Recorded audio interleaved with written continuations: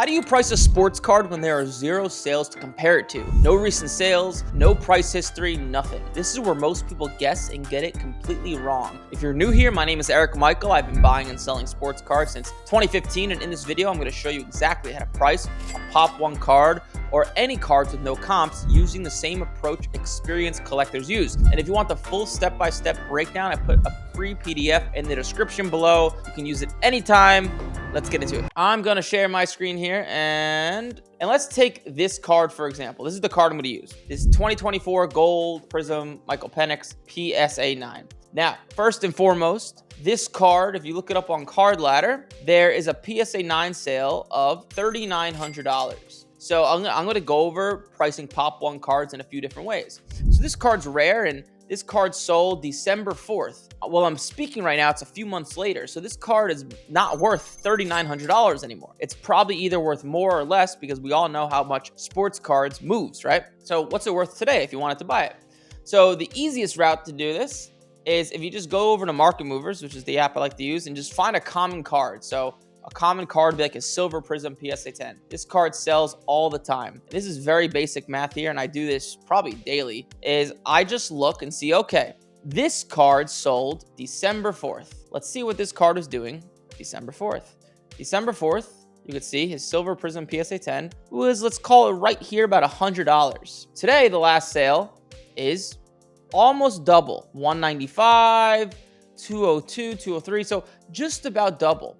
So if this card sold today, I'd put it at about $7,800. Now, where you can get an advantage on people in sports cards is a lot of people don't know how to do this, and they might price it at $6,000 or $5,000.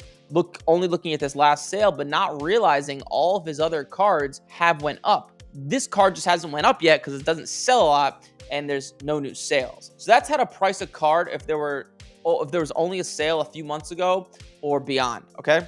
But let's pretend that this sale doesn't exist, okay? How do you get to the price of this card if this sale isn't in existence? So what I do is I'll find another card, the same variation, the same product, same year, but a similar player, but a different player. Let's look at a 2024 Gold Caleb Williams, right? Let's see if there's any sales of this. Gold Caleb Williams at a 10. Let's see, what is this card numbered to? This card, I believe it's 301 is the number.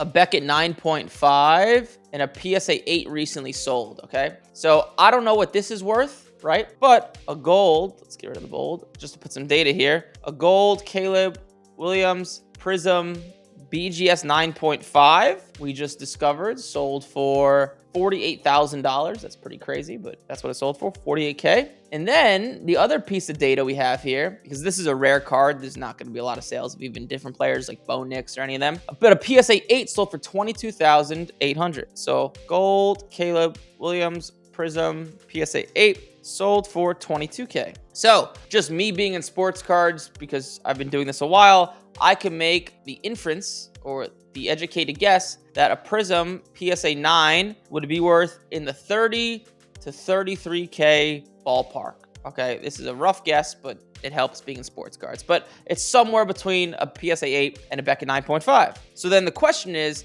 a gold Penix, what's it worth? All right, and it's simple.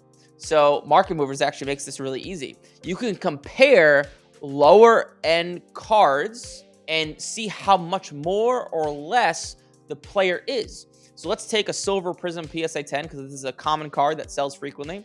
Let's take Penix's, and if you click right here, you can click compare. And then let's look at Mr. Caleb Williams. Mr. Caleb Williams is right there. And you can make, from this chart, you can see Michael Penix does about 195, about 200.